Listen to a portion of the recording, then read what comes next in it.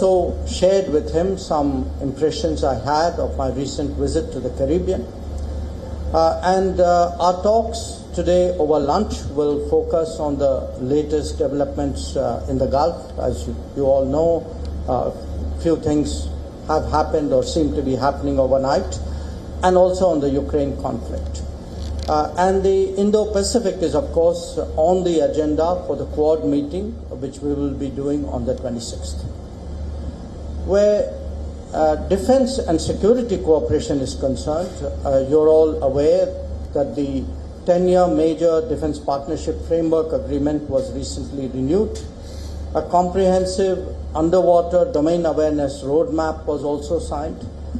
We discussed the importance of taking into account the Make in India approach and lessons drawn from recent conflicts while going forward in the defense domain. On the economic front, we spoke about the value of concluding at an early date the final text of the interim agreement regarding reciprocal and mutually beneficial trade. This will be an important step towards a comprehensive bilateral trade agreement which was envisaged during Prime Minister Modi's visit in February 2025. Our expectation is, we had a team recently in Washington, and our expectation is that an American team would be visiting India soon for that purpose. We spent some time today discussing energy issues, and again, you're all aware that our government's fundamental responsibility is to address the needs of 1.4 billion people. Obviously, ensuring the accessibility and affordability of energy for them is our prime objective. Secretary and I therefore welcomed the expansion in our energy trade in recent months. Diversified supplies are at the heart of energy security for India. We devoted some time to nuclear energy cooperation as well. The passage of the Shanti Act has opened up new possibilities. An American delegation was recently in India. We hope to realize the potential of cooperation in the nuclear domain, and I also raised with Secretary some issues, regulatory issues we have on the American side. All of you know the importance of critical minerals. Our two nations have been cooperating bilaterally in the Quad format and also as like-minded group. India joined the Pax Silica and is part of the Forge initiative. The AI Impact Summit in New Delhi in February highlighted the enormous potential of the India-US relationship, and we will naturally be encouraging our businesses dealing with AI. As India's semiconductor and AI capabilities advance, this cooperation will be even more prominent in days to come. People-to-people ties are at the heart of our relationship. I apprised Secretary Rubio of challenges that legitimate travelers face in respect of visa issuance. While we cooperate to deal with illegal and irregular mobility, our expectation is that legal mobility would not be adversely impacted as a consequence. After all, this is very relevant to our business, technology, and research cooperation. Friends, India and the United States have common interests, but they also face shared challenges. Prominent among them is terrorism. Our position in that regard is very clear. It is one of zero tolerance. We appreciate the strong cooperation between concerned agencies of our two countries in this domain. I particularly recognized the extradition from the United States to India last year of a key planner of the 26/11 Mumbai attacks. Our two countries will intensify cooperation bilaterally as also in relevant international forums. We will continue to collaborate closely on countering illegal trade in narcotics. Our discussions, which, as I said, are still ongoing, have covered a range of regional and global issues. So let me state India's broad position which pertains to all of them. And I would make 5 points here. One, that we advocate dialogue and diplomacy to address conflicts. 2, we support safe and unimpeded maritime commerce. 3, we demand scrupulous respect for international law. 4, we are against weaponization of market shares and resources. And 5, we believe in the value of trusted partnerships and resilient supply chains to de-risk the global economy. So overall, this has been a very timely visit by the Secretary. I think our discussions have been very productive, and I look forward to hearing his remarks. Thank you, sir. I now invite U.S. Secretary of State for his remarks to the media. Thank you. Well, first of all, thank you for your very warm welcome. And it's been a phenomenal visit already, and it's only been a day, and we have so much more work to do. And it's an honor to be here with all of you in this important visit to one of our most important strategic partners in the world. And I want to highlight that point for a minute. We obviously have relations, and we work with countries all over the world, and we need to, just as India does. And we have all kinds of alliances and partnerships with countries that we work on, sometimes on discrete and individualized issues, other times on broader issues that involve one region of the world or another. A strategic partnership is something very different. It's something much broader than that. A strategic partnership is when your interests as two nations are aligned and you work together strategically to solve those problems.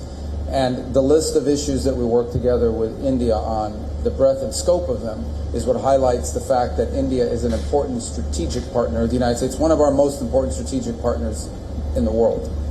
It begins with the fact of our shared values. We are the 2 largest democracies in the world. And so obviously that in and of itself begins to align our interests simply because our leaders respond directly to voters and people on a regular basis, which means I have to go back and justify to the American people every decision we make, and the president has to do the same on why it's good for our country, and our counterparts here in India have to do the exact same thing. You have to respond to the people of India about why your partnership with the United States, or your stance on any issue for that matter, is to the benefit of your country. I imagine this is true in every country in the world to some degree, but it is particularly true for democracies. Democracies respond directly to the people, and you have to respond constantly. In democracies, you have opposition parties. You have a free and open media. By the way, you have a lot of media. We have media in our country. You guys have a lot of media, and that means a lot of scrutiny and a lot of attention. But that begins to align our interests immediately because we both recognize and have mutual respect and understanding that every decision we make, every announcement we make, everything we work together on, we ultimately have to go back and justify it to our voters, to our people, the people who put us in these positions to begin with. The second point I would make is that our partnership from a strategic standpoint is not limited to a regional one. Now, clearly there are regional issues in the Indo-Pacific that are important to both of our countries. But the ability, increasingly as we have conversations, we are talking about strategic interests that align beyond simply the region. Whether it's your visit last week into the Western Hemisphere, we have a lot of alignment.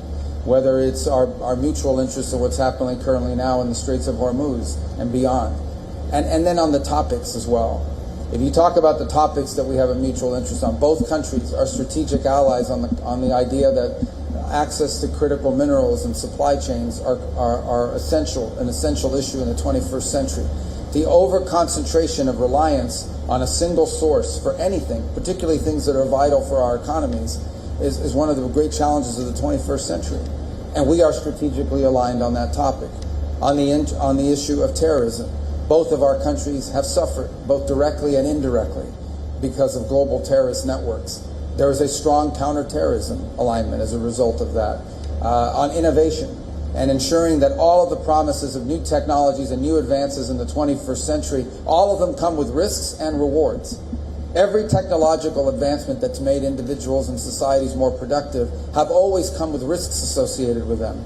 Managing those risks and maximizing those benefits is one of the great challenges of the 21st century. And there's a tremendous strategic alliance between our countries and agreement on that point. Likewise, on the unimpeded flow of commerce, especially in international airspace and international waters. This is true in the Indo-Pacific, ensuring that there's a free and open Indo-Pacific, but it extends beyond the Indo-Pacific. We share as a strategic value the fact that no international waterway, no international airspace should ever be used or nationalized by any country in the world, and that should never be accepted as a new normal. Another area of strong strategic alignment. And we could go on and on. The bottom line is that the opportunities exist to work together because not just our shared and common values and our people-to-people ties, but because our nations are strategically aligned on all of the key issues that will define the new century. All of the great challenges that are before us now in the modern era, we are strategically aligned on. And the final point, and this I mean is no disrespect to any other country in the world, but you can have a strategic alliance with countries. But there are only a handful of countries in the world that have the ability to actually do something about these big issues on a global scale. There are only a handful of countries in the world that have both the economic and diplomatic power to be influential on strategic issues from a global perspective. And India is one of them, which is what adds the finishing touches on the importance of this strategic alliance. Is we have a strategic alliance between the United States and India. It's a strategic alliance between two countries that have global influence and the ability to influence global events. And that distinguishes it from other relationships. And so that's why this is an important visit to be here today. It's why we hope that later this year the Prime Minister will visit us in Washington. It's why I hope our leaders will have a chance to interact in other forums. And I also want to thank you, by the way, for hosting the latest meeting of the foreign ministers of the Quad, which will be happening the day after tomorrow, I believe, right? Day after tomorrow. Another important mechanism and of joint cooperation. And one more example of our strategic relationship between our two countries. Because the Quad is a forum of alignment between four countries who are not just strategically aligned on a bunch of key issues, but four countries that have the ability to varying degrees to influence global events on these topics of mutual interest. So there's a lot of details and things we can talk about. I didn't mention energy, but we also are strategically aligned on energy. You know, energy and the ability to generate power is the key behind all of the great industries out there. Whether it's data centers, whether it's artificial intelligence, whether it's the ability to modernize and continue to advance economically, all of it begins and ends with the ability to generate the power necessary, not just to raise standards of living, but beyond that, to expand into new industries.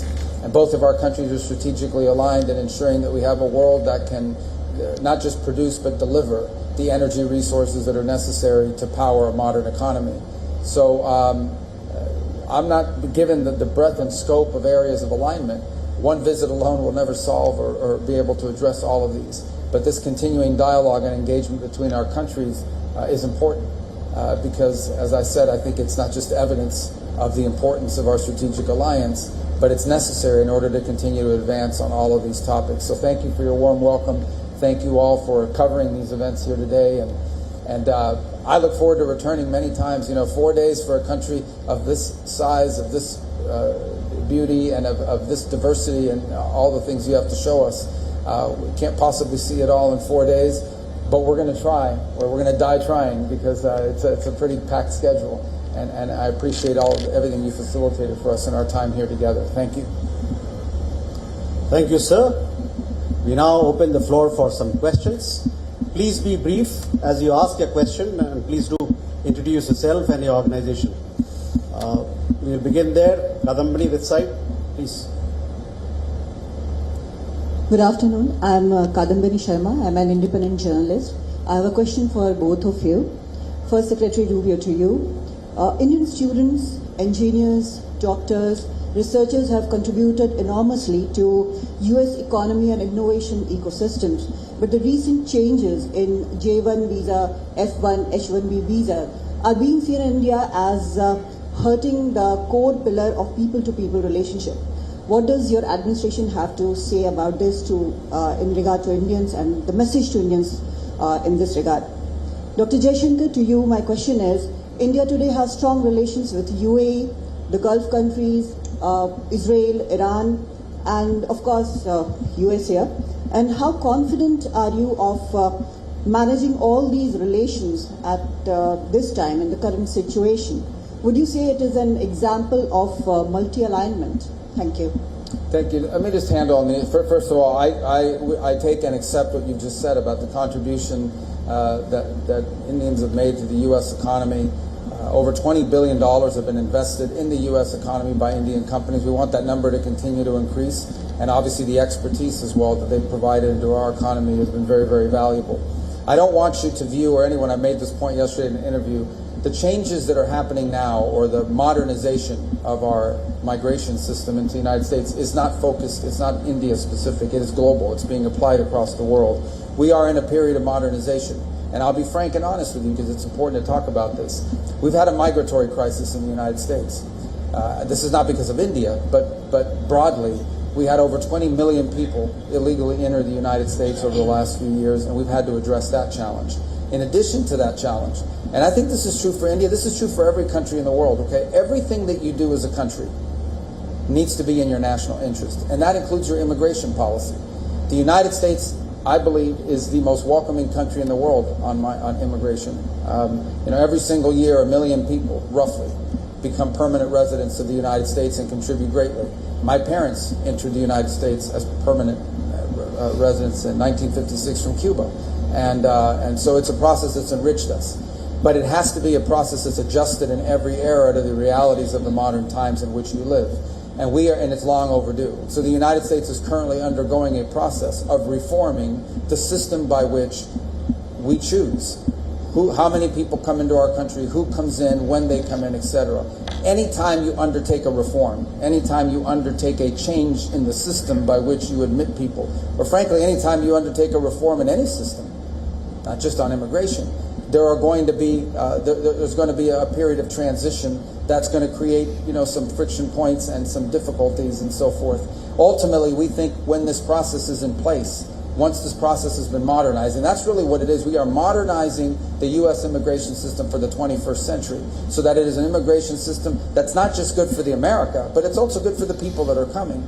Once we are complete and once we've done the work of modernizing that system, I think we're going to come up with a system, we're going to wind up with a system that's more efficient and even better than the previous system, and in some ways may prove to be even more beneficial than the previous system was to people from India that seek to enter the United States to work and innovate. But obviously there's going to be a period of adjustment along the way. So what I want to leave clear is that the changes, while they may be having a disproportionate impact on a place like India that provides so many high-skilled workers to the U.S. economy, it is not a system that is targeted at India. It is one that's being applied globally. But we're in a period of transition, and like any period of transition, there's going to be some bumps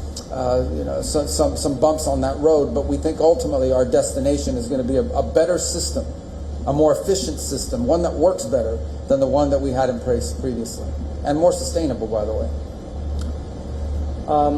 Your question on the Iran Gulf, the conflict which is going on.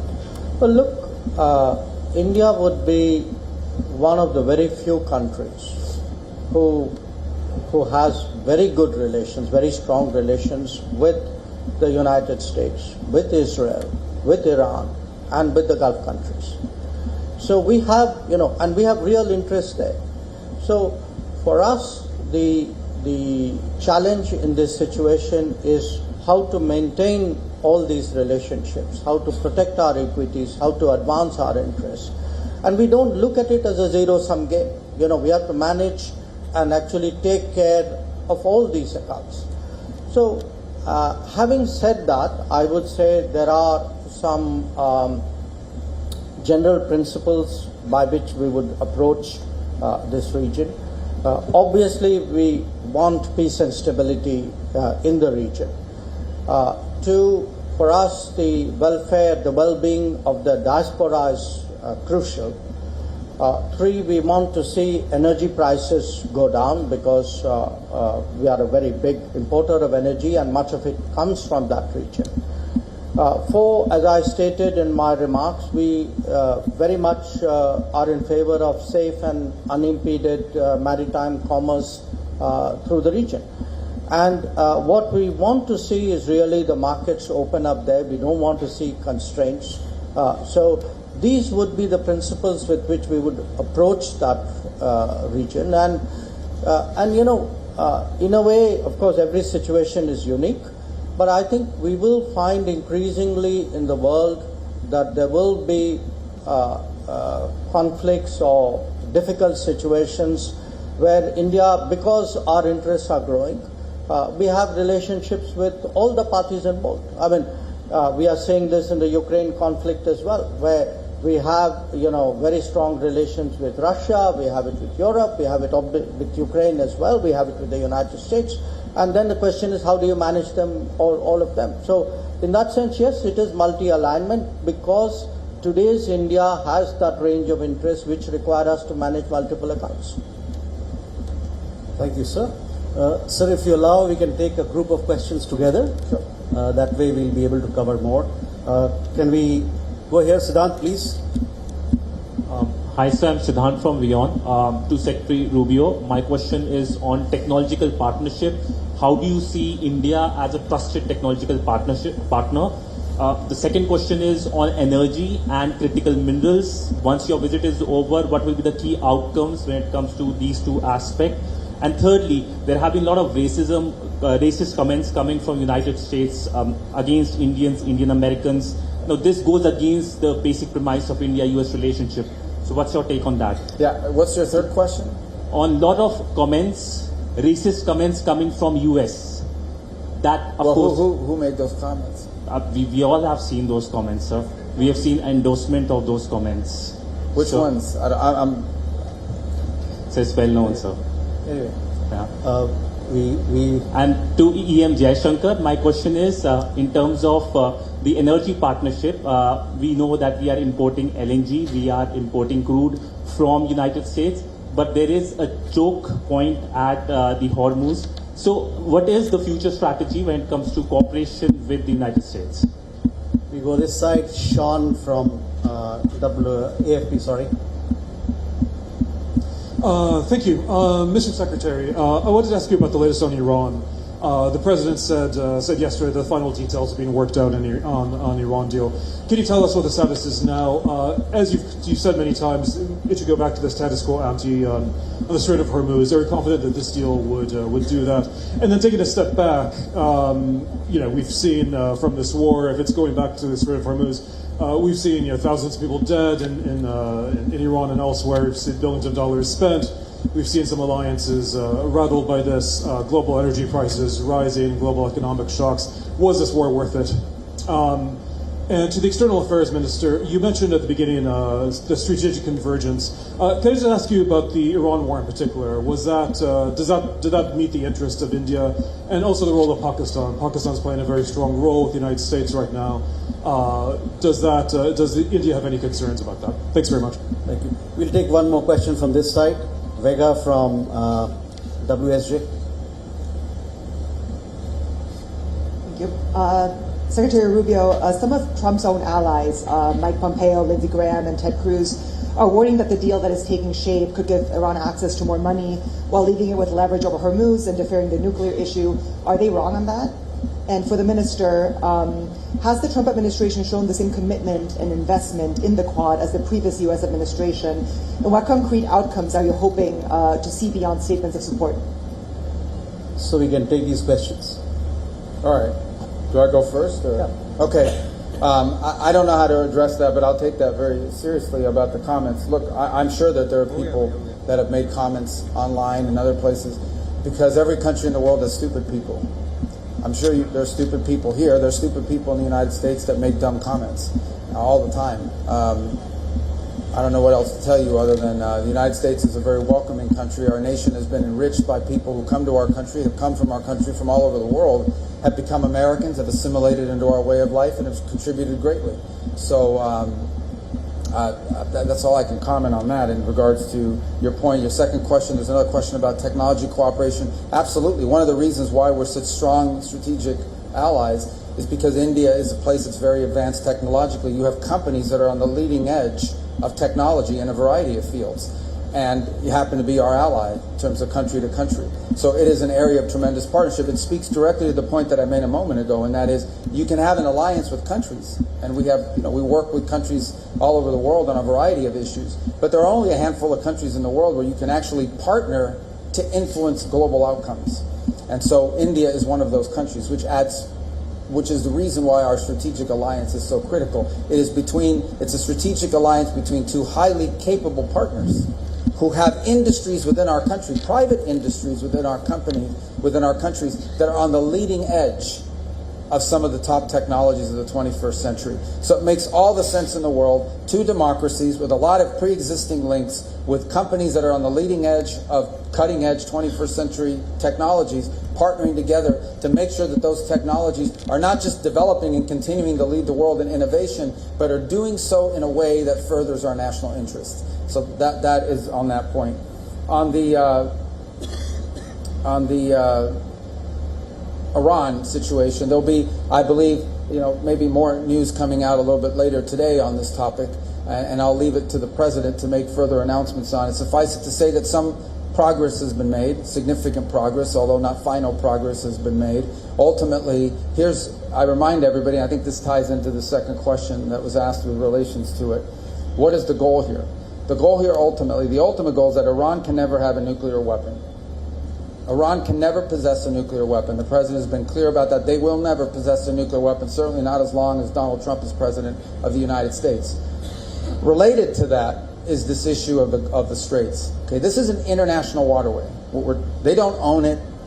It's an international waterway, and what they are doing now is basically they are threatening to destroy commercial vessels using an international waterway. That is illegal under any concept of international law that governs us, but it's also if we allowed that to become normal, we would be normalizing an unacceptable status quo and setting a dangerous precedent that could be replicated here in this region and in multiple places around the world. So the desire the president has, his preference, is to find a diplomatic way that these problems can be solved. That's always the president's preference. He would much rather have me and the Department of State solve this problem than the Department of War having to solve this problem. But the problem is going to be solved one way or the other. So we've made some progress over the last 48 hours working with our partners in the Gulf region on an outline that could ultimately, if it succeeds, leave us not just with a completely open straits, and I mean open straits without tolls, and with addressing some of the key things that underpin what has been Iran's nuclear weapons ambitions in the past. So we think we've made some progress on the outline of something that, if it works, could give us that outcome. Obviously, that will require full Iranian acceptance and then compliance, and it will require some future work on negotiating the details. When you're talking about a nuclear program, as an example, these are highly technical matters and ones that would probably need to be addressed over some period of time. On the issue of benefits that they could get from it and whatever domestic criticism there may be, I don't think anyone's been tougher on the Iranian nuclear ambition than President Trump. Understand, okay? Again, I don't know what some of these individual comments have been from different sectors of our politics in the United States, but I will say this: there is no one who has been stronger on this issue than President Trump. Okay? Multiple political leaders, multiple presidents of the United States have all said the same thing: Iran cannot have a nuclear weapon. The only one who's tried to do anything and has actually done anything about it in a real way has been President Trump. So his commitment to that principle that they'll never have a nuclear weapon shouldn't be questioned by anybody. And the idea that somehow this president, given everything he's already proven he's willing to do, is going to somehow agree to a deal that ultimately winds up putting Iran in a stronger position when it comes to nuclear ambitions is absurd. That's just not going to happen. But our preference is to address this through a diplomatic means. And that's what we're endeavoring to do here. I think we've made some progress. I'm always cautious when I say that because you can agree to things on paper, they actually have to be implemented. You can agree to things in writing, and then you actually have to go out and do it. And but I do think perhaps there is the possibility that over the next few hours, the world will get some good news, at least with regards to the Straits and with regards to a process that can ultimately leave us where the president wants us to be, and that is a world that no longer has to be in fear or worry about an Iranian nuclear weapon. And so I do think there's some good news on that front, but not final news on that front. But perhaps a little bit later today we'll have more to say. But some progress has been made. I don't want to downplay that, but I also want to caveat it by saying we still have some work to do. We'll see. Okay, the first question about energy choke points and what's happening between us and the U.S. on energy. Well, I think as I mentioned, there's been actually a very significant uptick in our energy imports from the United States.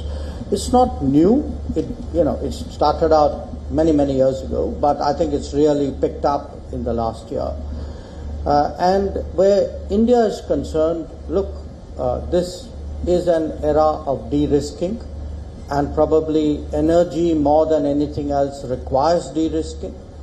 So a big country, if you are to do de-risking, looks at multiple sourcing. And for us, the United States has emerged as a very significant and reliable source of energy, as indeed have some other countries. So the way we will deal with the current situation in Hormuz, and frankly going forward as well, which is to diversify our energy sources, because that is at the heart of our energy security. And that is why we feel strongly that the energy market should not be distorted, they should not be constrained. It is important to keep energy prices down for global growth. Regarding your question on the Iran war, in fact, it flows in a way from that answer. Sure, I mean, at this time, where India and the United States are concerned, we both have a very strong interest in ensuring that there is safe and unimpeded maritime commerce. We also have a very strong interest in ensuring that globally energy prices are kept low and that energy sources are more available. So look, we are both countries. Obviously, each one of us has our own national interest and policies, but partnerships and relationships are built on, what you share, and clearly, in this case, safe and unimpeded commerce and predictable, affordable, accessible energy sources are two very important meeting points. Now, as to who all are involved in the matter which Secretary Rubio addressed, I think it's for the parties to work out. It's for them. Regarding the other question on the Trump administration and Quad, I want to remind you that the Quad actually in the current form started during President Trump's first administration. And actually it picked up then, it has moved on, and it was very interesting when I began by saying that, we met on the first day of Secretary Rubio's tenure as Secretary of State. It was for a Quad meeting. And last year we actually had 2 Quad meetings. We are having a third Quad foreign ministers meeting. And looking ahead, look, to me, the Indo-Pacific is going to become more and more important with the passage of time. We were just talking about energy. It will even become a big energy lifeline. I mean, if you're going to see, for example, a much bigger India-US energy trade, or India's energy and general trade with the US, with other countries in the Americas, I can see, much more growth, much more trade, much more maritime activity out there. So, to me, the work on Quad goes on, and I think 2 days from now you will see us on the podium talking about the Quad, and I can assure you we will have a good, strong story to tell. Thank you, sir. The final round of questions. We'll take 2 questions from each side together, and then we'll request Minister and Secretary of State to respond. Manas from this side.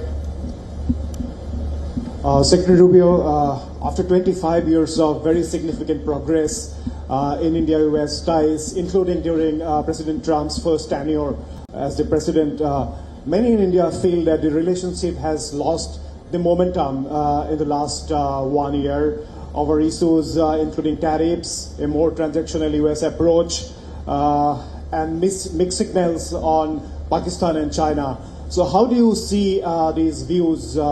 And what is your administration doing to address these concerns about a slide in India-US relations? And to Foreign Minister Jaishankar, what are India's expectations from the Trump administration at this stage of the relationship, when we are also facing the consequences of conflicts, geopolitical headwinds, especially on our energy security? Reza. Thank you for doing this. Question for Secretary Rubio. Here, Secretary Rubio. There are serious concerns in New Delhi over the U.S. Administration's renewed engagement with Pakistan, and especially Pakistan's military leadership, especially when there are concerns in this region about that military leadership's links with terrorism and also with regional instability. How would you reassure India that this new engagement is not at India's expense? And a question for the External Affairs Minister. I know you've kind of touched on this, but the Quad came together and positioned itself as a platform for coordination between 4 maritime democracies to work on the delivery of public goods across the Indo-Pacific. How much is this still relevant with the Trump administration? We go to the other side. Tom from BBC. Thank you very much. Tom Bateman from the BBC. Mr. Secretary, there's a lot of attention at the moment on how to end this war, but there is continued scrutiny on the way it began. Now, it was information about the whereabouts of the Supreme Leader that led to these, unprecedented strikes of unprecedented scale. That was a Saturday in Iran in the morning when millions of children were at school. Now, Admiral Cooper said last week, confirmed the timeline of the investigation into the Manab school strike. There was media analysis that 22 schools at least were damaged either that day or in the following weeks. What do you say to those who will accuse the administration of unleashing a reckless action because of when this war was begun? And Mr. External Affairs Minister, given how hard the energy crisis is currently hitting your country, did you discuss with your American counterparts further sanctions waivers, particularly on Russian oil and other oil purchases? Thank you. Mr. Eric. Thank you. Secretary Rubio, I'd like to ask you, there's been a lot of celebration of the role of the U.S. as the world's oldest democracy and of India as the world's largest democracy. As part of this discussion of democracy, what is your view on the continued discussion in the U.S. as to who won the 2020 U.S. election and those who continue to question the result that was certified by Congress? Is that appropriate, and is it appropriate for, or should all sides in democracies accept the results of elections? And Minister Jaishankar, if you could talk about specifically on the issue of energy purchases, the Secretary Rubio has referred to the U.S. desire to sell more energy to India. Has India made any concrete commitments regarding purchase of U.S. energy as an additional source, or as India pursues increased diversification? Thank you. So we can take these questions. Okay. You want to start with me? I think I wrote them down. So, all right. On the U.S.-India relationship has not lost any momentum. I understand why some people might say that. I mean, I don't understand, but I understand some people say that, but I don't see it or view that in any way, shape, or form. The reality of it is you have a new administration that came in. This is not about India. This is about the United States in terms of trade. Okay, this is not geared. The president did not say, let's figure out a way to create friction with India over trade. The president came in and said, we have a trade situation involving the U.S. economy that doesn't work moving forward. There's a huge imbalance that's built up and it needs to be addressed. And he pursued it from a global perspective. And so I can tell you as Secretary of State, there virtually is no country in the world that I could travel to that isn't going to raise the issue of trade, because we did this from a global perspective. The president approached it and said we have to rebalance U.S. trade. And one of the reasons why is, again, this is not about India. I'm not speaking about India. I'm speaking more globally. The United States was being deindustrialized.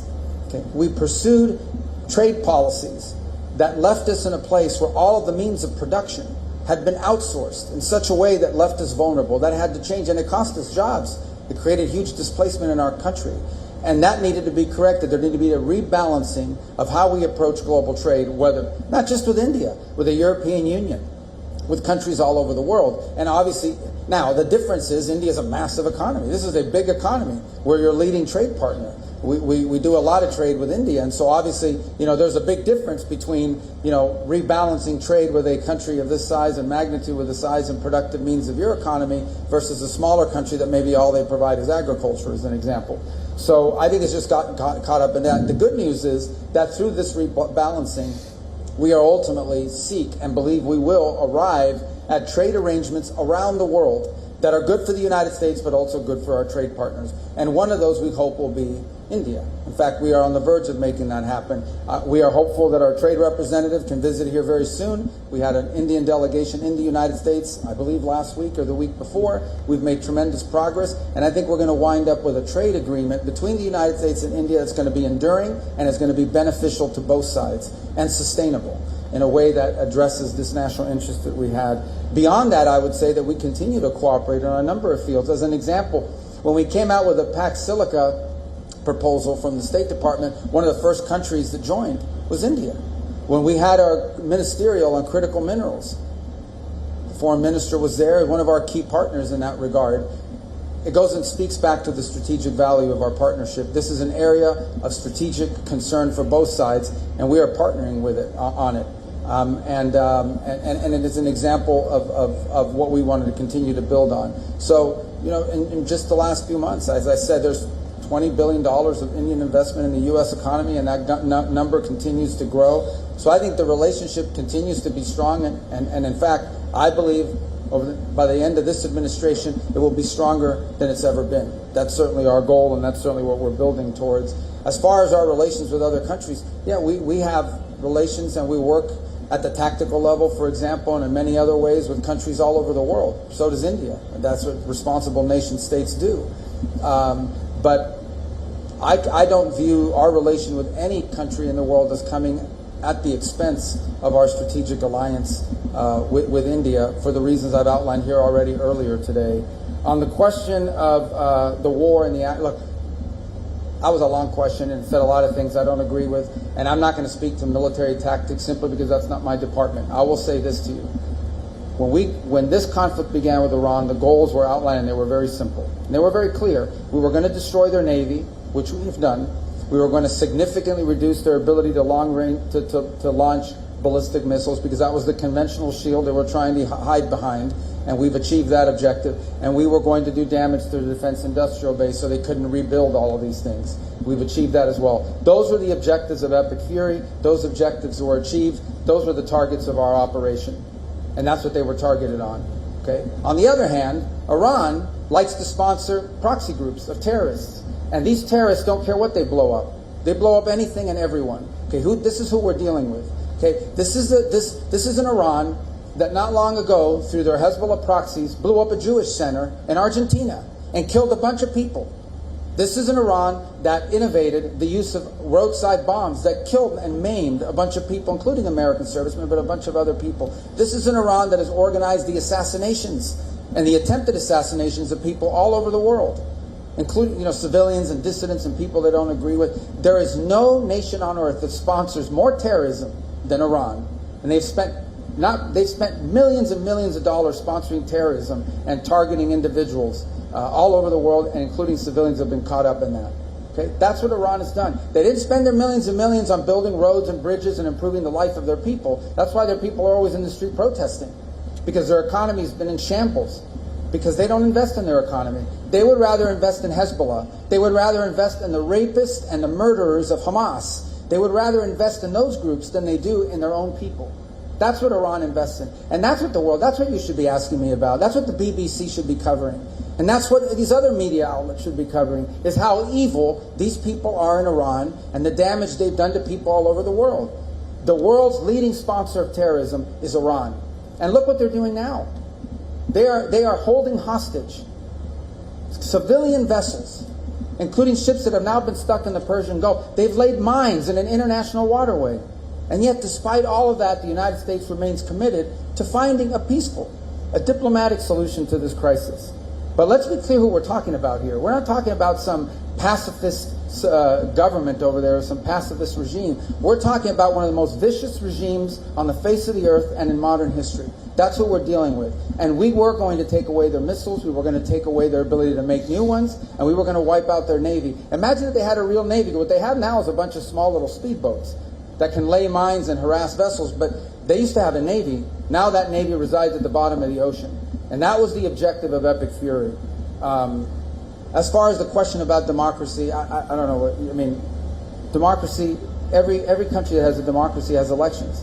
And in every, I've been involved, I've seen elections in the United States where Democrats, I remember the lady from Georgia who lost her election in Georgia and said it was stolen from her.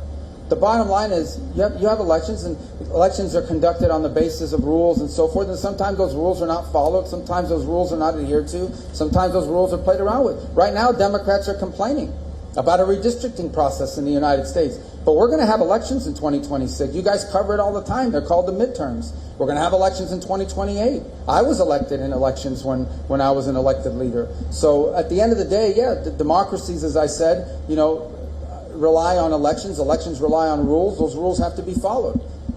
But at the end of the day, these are enduring democracies. I can tell you this, the leaders that are in the United States right now, President Trump was elected. He was elected with an overwhelming majority in the Electoral College. He was elected by winning the 7, not 5, but the 7 key swing states. He was elected in 2024 to carry out a mandate, and he responds to the American people as a result of it. And our leaders in Congress are the same. They have to answer to their voters. And that's the key. That's the key, and I talked about it before, the largest democracy in the world and the oldest democracy in the world. Our leaders, when we make decisions on the global stage, we have to go back and justify it to the American people. They have to go back and justify it to their voters here in India. We are responsible and accountable to the people, and they always say the same thing. They want to know why what you are doing on the global stage is good for the people of your country. And that's why I think it's important that there be strategic alliances with the largest democracy in the world and the oldest democracy in the world, because we are two countries that have to make decisions that are in the national interest because our voters demand it, but also that are in our mutual interest. And that's why this relationship is so valuable.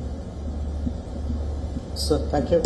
Well, I have one question on expectations from the Trump administration, 3 questions on energy, which sort of overlap, and 1 question on the Quad. So I'll take them in that order. I think, look, where the United States is concerned, the Trump administration has been very forthright in putting forward its foreign policy outlook as America first. Now, where we are concerned, we have a view of India first. So both of us are obviously driven by our respective national interests. There will be many areas where our national interests are in harmony and we work together, which is why we have a strategic partnership. There could be some where they don't, in which case we have to manage those situations. Where the energy issues are concerned, again, look, I want to say for our energy security, it's important we have multiple sources, large sources, dependable sources, cheap sources. So, the United States, because that was the first question, fits the bill in many respects. So do some other countries. So we will continue to diversify and maintain multiple sources of supply at the most reasonable cost, because at the end of the day we have an obligation to our people to provide them energy at affordable and accessible rates. Now, what we don't want to see, we don't want to see energy markets distorted, we don't want to see energy markets constricted, because it has a cost implication. So the question which was asked, did we discuss that? Yes, we discussed that. And, I certainly expressed the Indian point of view that, we strongly believe that energy markets should be left, to the market. Where the Quad is concerned, I'm glad you used the word maritime democracies, because both terms I think are very relevant. We are doing a lot with each other because we are maritime powers, and I see that growing. And we are doing a lot with each other because we are democratic powers who have a certain way of doing things, who have a certain belief system, who have certain practices. We are market economies, we are open societies. We want business to be conducted and life to run on the basis of international law and market practices. So for us, particularly in the Indo-Pacific, which, as I've already stated, I see as gaining in importance, in salience in the coming days, it's very important that the Quad cooperation as maritime democracies continue, and that is exactly what you will see 2 days from now. Thank you. Thank you, ladies and gentlemen. With that, we come to the closure of this press conference. Thank you very much for your participation, and I thank Secretary of State and External Affairs Minister for their presence. Thank you, sir.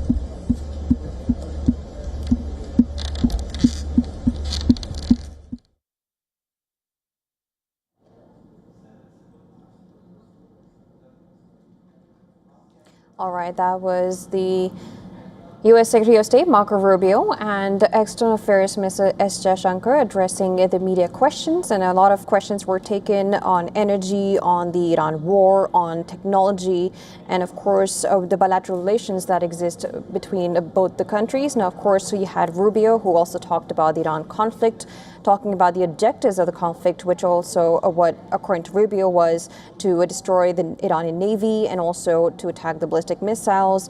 On the other hand, of course, when it comes to Jaishankar, he has addressed the relationship between both the countries as something that he has said that, of course, as Trump administration considers America first policy, which is same for India, considering India as the first policy. To give us more details, of course, we're being joined by our Assistant Editor of Foreign Affairs, Siddhant Sibu. Siddhant, of course, we just heard both the Secretary of State, Marco Rubio, and External Affairs Minister S. Jaishankar addressed the media. First of all, according to you, what is the most important points that you have been able to gather from the press? Well, mostly the U.S. Secretary of State ducked all questions on Pakistan. He said that strategic alignment with India is the big focus. In fact, what was surprising that in response to WION question, he was not aware of Donald Trump's racist the endorsements he has done. Literally, there was a tiff between WION and the U.S. Secretary of State, where essentially he said that there are a lot of stupid people in United States terming in this way. So essentially, the big focus obviously remains on what next. Essentially, so far we have only seen comments coming from the U.S. Secretary of State, but nothing major in terms of the developments.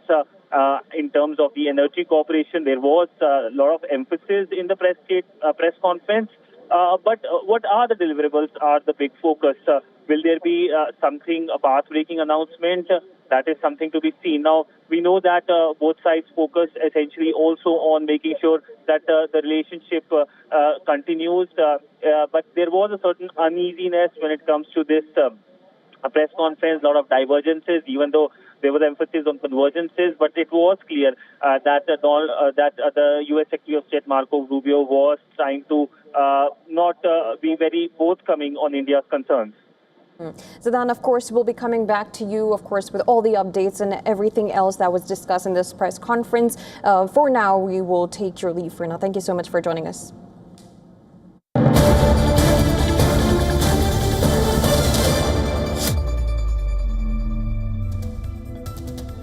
All right, we have some breaking news coming in. Ukraine's President Volodymyr Zelensky has now confirmed that Russia hit Kiev with an Oreshnik hypersonic ballistic missile.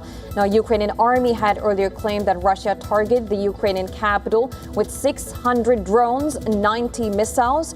It was also informed that 4 people have been killed and 60 others have been wounded in these strikes.